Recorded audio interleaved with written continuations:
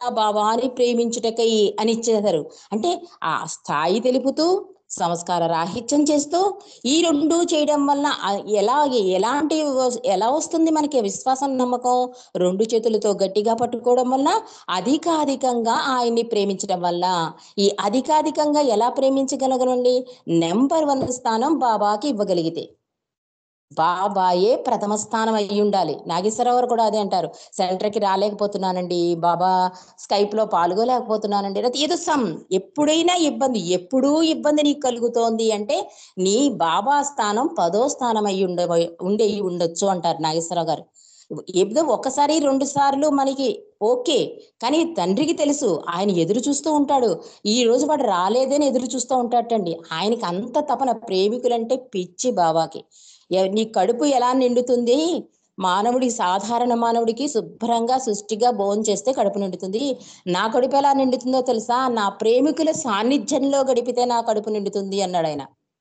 అంటే ఎంత స్థాయి ఇచ్చాడు ప్రేమికులకు అన్నది మనకు అవగతం కావాలి.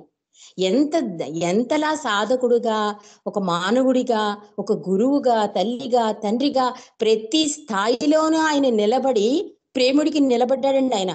మనకు అర్థం కావట్లేదు. ఒక సందేశం ఇచ్చినా, ఒక ప్రార్థన ఇచ్చినా కూడా మనం ఆ లోతుల్లోకి వెళ్ళట్లేదు. పైపైన చూస్తున్నాం. రియల్ హ్యాపీనెస్ లైస్ ఇన్ ఇతరుల సంతోషం. ఇతరుల సంతోషం కోరమంటున్నా. ఇలా చూస్తున్నాం తప్ప, ఈ ఇతరుల సంతోషం చూడడం వల్ల మనకెంత లాభం? ఒకరి తరపున ప్రార్థన చేయడం వల్ల మనకెంత లాభం? అంటే ఇవన్నీ కూడా జీవిత గమ్యాన్ని, జీవిత లక్ష్యాన్ని త్వరితగతం చేస్తాయి అంటున్నారు. అందుకే బాబా అన్నారు, నేను వచ్చిన ప్రతిసారి చెప్పేది ఒకే ఒక సత్యం, భగవంతుని ప్రేమించండి, భగవంతునిలో ఐక్యమవ్వండి. నేను ఎప్పటి నుంచో చెప్పేసా ప్రేమ సందేశం అది అంటున్నారు. అలాంటి ఒక ప్రేమికుడు అడుగుతాడు, బాబా అస్తమాటికి ప్రేమ ప్రేమ అంటున్నావు కదా, ఈ ప్రపంచ ఆర్థిక పరిస్థితిని ఏమైనా సర్దు చేయగలదా, తీసేయగలదా అని అడుగుతాడు ప్రేమికుడు. అంటే మాయలో ఉండడం వల్ల ఏది అడగాలో తెలియదండి. ఏది అడగాలో ఎందుకు తెలియదు కూడా చిన్న కథ చెప్తాను నేను. ఒక గురువు దగ్గర ఒక శిష్యుడు ఉంటాడు. గురువు శిష్యుడు అడుగుతాడనమాట, స్వామి చాలా కష్టాల్లో ఉన్నప్పుడు భగవంతుణ్ణి ప్రార్థిస్తే పలుకుతాడా అంటే, తప్పకుండా పలుకుతాడు. నువ్వు హృదయపూర్తిగా పిలిస్తే ఆయన వచ్చి పలుకుతాడు, నీకు సహాయం అందిస్తాడని చెప్తాడు గురువు. ఆ శిష్యుడికి షుగర్ వ్యాధి ఉంటుందన్నమాట. ఉంటే పాపం ఆ షుగర్ వ్యాధికి మందులు దొరకవు. వాడి తోటలో ఉండే కాకరకాయలు కూడా దొరకవు. అన్ని ఎండిపోతాయి తోట అంతా. అప్పుడు శిష్యుడు గురువు అన్న మాట గుర్తుకొచ్చి వెంటనే భగవంతుని మీద సీరియస్ గా ప్రార్థన చేస్తాడు. కాస్త పిలిస్తేనే పలికేస్తాడు కదా భగవంతుడు. వెంటనే దిగొచ్చి, నాయన ఏంటి నీ కోరిక అంటే, వాడు ఏమడగాలి? అడగవలసింది వాడికి తెలియదు. అందుకే బాబా అంటారు, కొంతమందిని కూడా ఇలా అడుగు నేను నీ కోరిక తీరుస్తాను అని చెప్పి భుజం తట్టి అడిగించి, ఆ బాబా అడిగినట్లుగా అతను అడగమని ఆ కోరిక తెచ్చేవారు బాబా. అందుకే బాబా అంటారు, మీకు అడగడం తెలీదు, మీరు అడిగేది ఆవగింజ అయితే నేను ఇచ్చేది ఆకాశం అంతా అంటాడు తండ్రి. అందుకే బాబా మీకు అడగడం తెలియదు అంటారు. అలాగే ఇక్కడ కూడా శిష్యుడికి అడగడం తెలియలే. ఏమంటాడు, నాకు షుగర్ వ్యాధి ఎక్కువగా ఉండడం వల్ల నా తోటలో కాకరకాయలన్నీ ఎండిపోయాయి, శుభ్రంగా నా తోటలో కాకరకాయలు పండించు భగవంతుడా అంటాడు. భగవంతుడు ఏమనగలడు పాపం, వాడు అడిగిన కోరిక తీర్చడమే కదా, తదాస్తు అంటాడు. ఇలా అనగానే వెంటనే తోటంతా కాకరకాయలతో నిండిపోతుంది. శిష్యుడు చాలా సంబరపడిపోతూ గురువు దగ్గరికి వెళ్ళి చెప్తాడు, ఇలాగ స్వామి, ఇలాగ భగవంతుడు నాకు ఎదురు కనబడ్డాడు, ప్రత్యక్షమయ్యాడు, ఇలా అడిగాను అంటే గురువు తల కొట్టుకుంటాడు. అయ్యో ఎంత అమాయకుడు నువ్వు, తోటలో కాకరకాయలకు బదులు షుగర్ వ్యాధి లేకుండా చేసుకోవచ్చు కదా నువ్వు అంటాడు. అంటే మన స్థితి అదండి. అడగవలసింది ఏదో మనం అడగం. మనకు కావలసింది, మన గమ్యాన్ని చేర్చేది ఏది మనం కనుకోం. అనవసరమైంది ప్రాపంచికానికి అతుక్కుపోయేదే మనం అడుగుతాం. అందుకే బాబా నన్ను అడగద్దు, కానీ నీ కోరికలు తీరుస్తాను. నన్ను కాకపోతే ఎవరిని అడుగుతావు, కానీ ఆ కోరికని అలా తీర్చమని అడగకు. ఇట్లా బాబా చెప్పుకుంటూ వచ్చారు. కాబట్టి ఒక ప్రార్థన బాబా ఇచ్చాడు అంటే, మనం చేసేది మహా అయితే అండి ఒక 50 సంవత్సరాలు చేస్తామేమో, పోనీ 30 సంవత్సరాలు చేస్తామేమో, కొత్తగా పరిచయం అయితే ఈ మధ్యనే చేస్తున్నామేమో. కానీ ప్రార్థనకి ఇచ్చే టైం ఎంతండి? 3 మినిట్స్, 3 నిమిషాలు. యజ్ఞాలు, యాగాలు, తపస్సులు, అష్టోత్తరాలు, సహస్రాలు ఏమీ చెయ్యొద్దు. ఈ ప్రార్థన చెయ్యండి, అక్కడ నేను వచ్చి కూర్చుంటాను, నీకు వారధిగా ఉపయోగపడుతుంది, నీ గమ్యాన్ని త్వరితగతం చేస్తానని బాబా ఇచ్చారు. ఓసారి ఇరిచిని ఒక ప్రేమికుడు, ఇది చెప్పేసి ముగించేస్తాను పన్నగేశ్వరరావు. ప్రార్థన వల్ల ఉపయోగం ఏంటి, బాబా ఎందుకు ప్రార్థన ఇచ్చారు అంటే, ఇరిచి చాలా సీరియస్ అవుతాడు. భగవంతుడు ఇచ్చేది ఏది కూడా అనవసరం కాదు. అది ఉపయోగం లేనిది కానిదైతే అసలు ఇవ్వడు భగవంతుడు. అది ఎంత ఉపయోగం కాబట్టే భగవంతుడు ఇచ్చాడు అని చెప్తాడు. అసలు నువ్వు వేసిందే పిచ్చి ప్రశ్న. ఆయన ఇచ్చిన సందేశం కానీ, ఆయన చేసిన కార్యక్రమాలు కానీ, ఈ ప్రార్థన కానీ అన్ని మానవాళికి, యావత్ ప్రపంచానికి అన్నాడు రిచి. అవతారుడు ఎప్పుడొచ్చినా కూడా సకల చరాచరములకు, అందుకే మనం నమో మెహర్ బాబాలో కూడా పాడుకుంటాం, రాయి నుంచి మానవుడి వరకు ఉపయోగపడతాడండి ఆయన. ఆధ్యాత్మిక త్రోపునిస్తాడు. కాబట్టి ప్రపంచానికే ఉపయోగపడేది ఇస్తాడు తప్ప ఉపయోగం కాకపోతే ఇవ్వడు. అసలు అలాంటి ప్రశ్న లో రాకూడదు అంటాడు రిచి. కాబట్టి ప్రార్థన అన్నది మన బాబా ప్రేమికులందరూ రోజుకొక్కసారైనా చేయాలండి. ఎందుకంటే జీవితం చాలా స్పీడ్ అయిపోయింది. ఎన్నాళ్ళు రేపు ఉంటామో ఎల్లుంటామో తెలీదు. తీరా చూస్తే మనం ప్రార్థన చేస్తే మన జీవిత కాలంలో 3 నిమిషాలంటే 365 రోజులు సంవత్సరానికంటే మహా అయితే జీవిత కాలంలో 3 రోజులు కంప్లీట్ గా చేస్తాము. నేను మొన్న లెక్కేస్తే 50 ఏళ్లలో మనం చేసిన, 10 ఏళ్లలో మనం చేసిన 3 నిమిషాల ఏదో కొన్ని గంటలు వచ్చాయి. నేను మా హస్బెండ్ నేను క్యాలిక్యులేట్ చేసుకున్నాం. ఏంటి మొత్తం జీవిత కాలంలో 3 రోజుల అంటే 24 అవర్స్ ఇంటూ 3 అంటే కనీసం 365 గంటలు కూడా మనం చేయట్లే ప్రార్థన. అంటే దానివల్ల ఆ తండ్రి ఎందుకు ఇచ్చాడు అన్న భావన మనకు అవగతం కాకపోవడం వల్లే మనం ప్రార్థన చేయటం లేదేమో అనిపించింది నాకు. కాబట్టి ఈ రోజు నుంచి రోజుకు ఒక్కసారైనా ప్రార్థన చేద్దామండి. అది టైం అని చెప్పలేదు బాబా, ఏదో ఒక టైంలో మనం ప్రార్థన కంపల్సరీ చేయాలి. ఇలాంటి అద్భుతమైన ప్రార్థన ఇచ్చిన ప్రభువుకి మనం పాదాభివందనాలు సమర్పించుకుంటూ అందరికీ అవతార్ మెహర్ బాబాకి జై. జై బాబా అండి.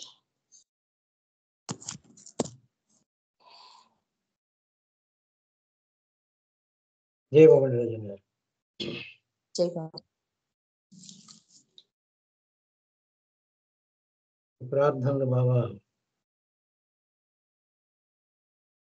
ప్రేమికులకనే కాదు యావత్ ప్రపంచానికి ఇచ్చారు. మండలికి ప్రత్యేక ప్రార్థన ఇచ్చారు. ముందు పశ్చాత్తాప ప్రార్థన, తర్వాత పర్వతిగా ప్రభుత్వం ఇచ్చారు. అయితే ఆయన స్వయంగా చేశారు అనే విషయంలో విశేషం ఉంది. ఆయన నిలబడలేని స్థితిలో యాక్సిడెంట్ అయినా కూడా నిలబడలేని స్థితిలో నిలబడి ఆయన ప్రార్థన చేస్తుంటే, ఎందుకంత కష్టపడి చేస్తున్నారు, నిలబడలేని స్థితిలో చేస్తున్నారంటే ఇది భావితరాల కోసం ఈ ప్రార్థన చేస్తున్నాను. దీనికి ఇంపాక్ట్, ప్రభావం పడుతుంది ఉద్దేశంతో బాగా ప్రార్థన చేశారు, చేయమన్నారు. మనం మిగతా విషయాలన్నీ కూడా చర్చించుకున్నవే. మామూలుగా చేసుకుంటూ అది ప్రార్థనే కాదు, ఏదైనా కూడా కర్మకాండ అవుతుంది. ఏదైనా కూడా హృదయం పెట్టి దాని యొక్క అంతరార్థం తెలుసుకుని ఆచరించినట్లయితే అది ప్రయోజనం ఉంటుంది. అందుకని బాబా ఇచ్చిన ప్రార్థనలు 3 కూడా అవసరమే. మండలికి ఇచ్చారు అంటే మండలికి అని ప్రత్యేకం ఇచ్చినా కూడా అది యావత్ మానవాళికి కూడా చెందుతుంది. దాంట్లో ఉండే భావం అంత గొప్పది. అందుకని మండలికి ఇచ్చారు కదా మనకి ఇవ్వలేదు కదా అనేటువంటి ఇలాంటి మీమాంస అవసరం లేదు. 3 ప్రార్థనలు కూడా మనం చేసుకోవాల్సిందే, చేసుకుంటాం. అన్నిటికంటే ముఖ్యమైనది పశ్చాత్తాప ప్రార్థన. కాబట్టి పశ్చాత్తాప ప్రార్థనలో మనం రోజు అది చదువుకోకుండా, ప్రార్థన చదువుకోకుండా అనుభవిస్తూ ప్రార్థన చేయాలి. ప్రతి అక్షరాన్ని అనుభవించాలి. అలా అనుభవించుకుంటూ మనం చేసినప్పుడు దాని యొక్క ఇంపాక్ట్ ఖచ్చితంగా ఉంటుంది, మన మీద కూడా పడుతుంది. రొటీన్గా చేసుకుని పోతే అది రొటీనే ఏదైనా కూడా. అందుకని ఏ విషయమైనా సరే, ప్రసంగాలే కాదు, మన బాబాయ్కి మెసేజెసే కాదు, పాటలే కాదు, ఏవైనా కానీ హృదయంలోకి తీసుకుని పాడితే ఒక రకంగా ఉంటుంది, మెకానికల్గా పాడితే ఒక రకంగా ఉంటుంది. దాన్ని పాడి వాళ్ళకే తెలిసిపోతుంది, ఎవరు చెప్పక్కర్లేదు. ఆ పాడి వాళ్ళు అనుభవిస్తూ పాడతారు. ఆ అనుభవిస్తూ పాడినప్పుడు దాని అనుభూతి వాళ్ళు పొందుతారు. దాంట్లో ఉండే అంతరార్థం అంత బాగా వస్తున్నాయి, అంతరార్థాలు కూడా అంత బాగానే ఉన్నాయి. ఇంకే లిటరేచర్లోనూ ఏ మతంలోనూ కూడా లేనటువంటి ఆ అంతరార్థం ఏదంటే డైరెక్ట్ గా ఉంటుంది బాబా. అది ఏ విషయమైనా సరే డైరెక్ట్ గా హృదయానికే తాగుతుంది, మనసుతో సంబంధం లేదు, హృదయానికి తాగుతుంది. ఆ హృదయానికి తాగింది అంతర్గతంలోకి ఆత్మగా అందుతుంది. అప్పుడు చైతన్యంలో మార్పు వచ్చి తీరుతుంది. ఈ విషయాలన్నీ మనకు తెలుసు. కాకపోతే మళ్ళీ మళ్ళీ చెప్పుకోవడం వల్ల దానివల్ల నష్టం ఏం లేదు, కానీ మనం చెప్పుకుంటాం. కానీ ఏంటంటే ఇప్పుడు కొత్త వాళ్ళు ఎవరు నన్ను ప్రార్థన చేయమన్నారు అంటే ప్రార్థన చేయాలి కదా అని చెప్పి బుద్ధిగా చనిపోయినారు కూర్చొని చదివినట్టుగా కాకుండా ఆ ప్రార్థన అనుభవిస్తూ చేసినట్లయితే ఆ అనుభూతి పొందడం వల్ల దాని యొక్క ఇంపాక్ట్ ఎక్కువగా పడుతుంది. అది ముఖ్యం. ఆ విషయం మాత్రం ప్రతి ఒక్కరు కూడా గమనించాలి. ఆ విధంగానే ప్రార్థన చేయాలి తప్ప ప్రార్థనని ప్రార్థనగా చదివేయకూడదు. అది జయ బాబా. ప్రార్థన గురించి మంచి విషయాలు తెలుసుకున్నాం. ఇప్పుడు మళ్ళీ సంగీత కార్యక్రమంలో వెళ్దాం. శ్రీను గారికి ఇప్పుడు ఒక పాట పాడతారు. తర్వాత విజయలక్ష్మి గారు సిద్ధంగా ఉన్నారు. जय बाबा सर। జయ బాబా. अवतार मेहर बाबा की जय।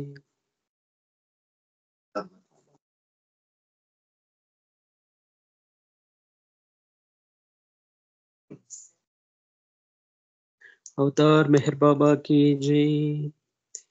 चक्कनैया मेहर बाबा ఎక్కడున్నావు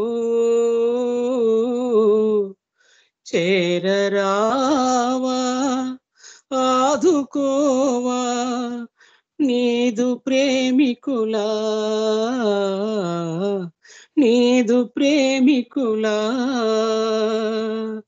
చక్కనయ్యా మెహరు బాబా ఎక్కడున్నావు చేరరావా ఆదుకోవా నీదు ప్రేమికులా కనులలో నీ రూపమేమా మనసులో నీ ధ్యానమే కనులలో నీ రూపమేమా మనసులో నీ ధ్యానమే నిన్ను నమ్మిన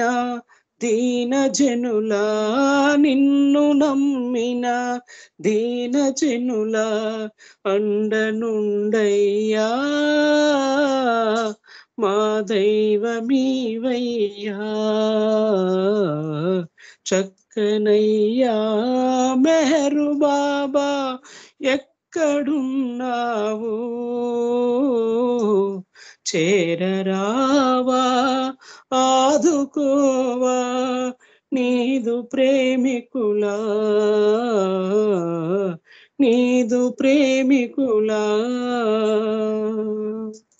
క్షణములో మటు మాయమయ్యే మాయ జీవితమెందుకు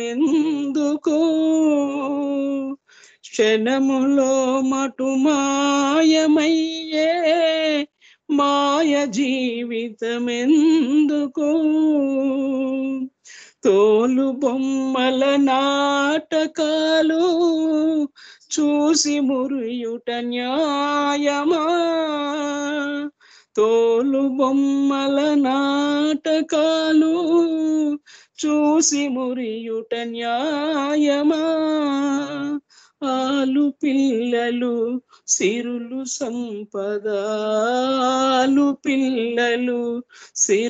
సంపద ఏవి వలదయ్యా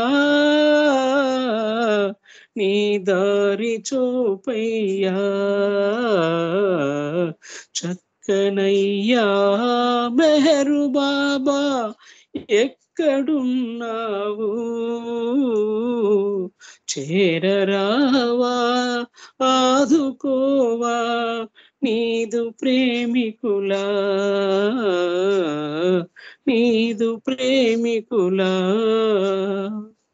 కఠిన ధ్యానములోర్వలేను కానుకలు నేనివ్వలేను కఠిన ధ్యానములోర్వలేను కానుకలు నేనివ్వలేను, మనసుతోనే పాట పాడేదా, మనసుతోనే పాట పాడేదా, నీదు నామమునే మరువలేనయ్యా, చక్కనయ్యా మెహరు బాబా ఎక్కడున్నావు, చేరరావా ఆదుకోవా నీదు ప్రేమికులా, నీదు ప్రేమికులా. వల్లవతార్ మెహర్ బాబా కి జై. థ్యాంక్ యూ బాబా. జై బాబా సార్, ధన్యవాదాలు. అందరికీ జై మెహర్ బాబా. మా జీ సిగడాం సెంటర్ 17వ వార్షికోత్సవం రేపు వస్తున్న ఆదివారం 1వ తేదీ సెప్టెంబర్ 1ని తప్పకుండా ఈ స్కైప్ గ్రూప్ లో ఉన్న వాళ్ళందరికీ కూడా ప్రేమపూర్వకంగా ఆహ్వానిస్తున్నాం. జై మెహర్ బాబా. జై బాబా. ఇప్పుడు విజయలక్ష్మి గారు ఒక పాట పాడతారు. తర్వాత సిద్ధంగా ఉండాలి. విజయలక్ష్మి గారు పాడాక మల్లికార్జున గారు, తర్వాత ధనలక్ష్మి గారు. ఓకే. జై బాబా అండి. అవతార్ మెహర్ బాబా की जय. నా మనసు మందిరాన ఉండిపోనేస్తమా, ఉండిపోనేస్తమా, చెలిమిలాగా కలిమిలాగా కడకు నా ప్రాణముగా, కడకు నా ప్రాణముగా. బాబా మెహర్ జై, బాబా మెహర్ జై, బాబా మెహర్ జై, బాబా మెహర్ జై. నా మనసు మందిరాన ఉండిపోనేస్తమా, ఉండిపోనేస్తమా, చెలిమిలాగా కలిమిలాగా కడకు నా ప్రాణముగా, కడకు నా ప్రాణముగా. తొలి నేను నిన్ను చూసాను, మరి నీవు నన్ను చూసావు, చూపులో చూపే కలిసిందో, నీ చూపు లొంగ తీసిందో, తెలియని ప్రేమ మైకంలో నీకు స్వాధీనమైనాను. బాబా మెహర్ జై, బాబా మెహర్ జై, బాబా మెహర్ జై, బాబా మెహర్ జై. నా మనసు మందిరాన ఉండిపోనేస్తమా, ఉండిపోనేస్తమా, చెలిమిలాగా కలిమిలాగా కడకు నా ప్రాణముగా. రాగాలు నాకు తెలియవని నాలోన నీవు ధ్వనించి, రాగాలు నాకు తెలియవని నాలోన నీవు ధ్వనించి, కమ్మగా పాటలు పాడావు, పాటలతో పల్లవి అయినావు, కమ్మగా పాటలు పాడావు, పాటలతో పల్లవి అయినావు. నాదమే లేని గాత్రముతో పాటలను పాడమన్నావు, నాదమే లేని గాత్రముతో పాటలను పాడమన్నావు. బాబా మెహర్ జై, బాబా మెహర్ జై, బాబా మెహర్ జై, బాబా మెహర్ జై. నా మనసు మందిరాన ఉండిపోనేస్తమా, ఉండిపోనేస్తమా, చెలిమిలాగా కలిమిలాగా కడకు నా ప్రాణముగా. నిన్ను విడలేని బ్రతుకాయే, మరచిపోలేని మమతాయే, నిన్ను విడలేని బ్రతుకాయే, మరచిపోలేని మమతాయే, కోర్కెలే లేని నా ఎదలో కొండంత దేవుడవైనావు, కోర్కెలే లేని నా ఎదలో